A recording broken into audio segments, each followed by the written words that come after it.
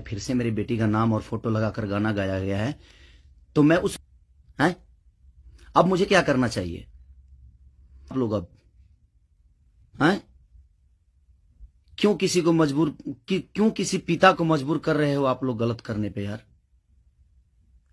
हमारा फैमिली ने क्या बिगाड़ा है किसी का?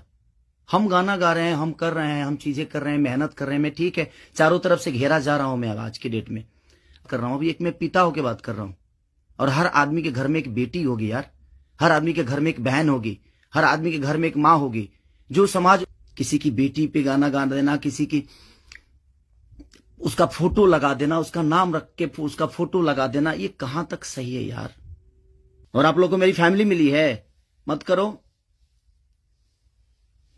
मुझे गलत करने पे मजबूर मत करो आप लोग। कुछ लोगों की बात कह रहा हूं, सुधर जाओ।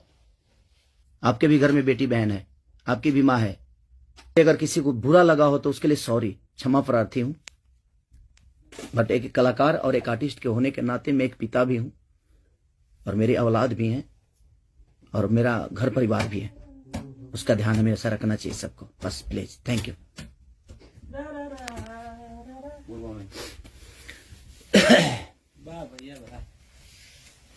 बाबा ये सेंड करना है ना?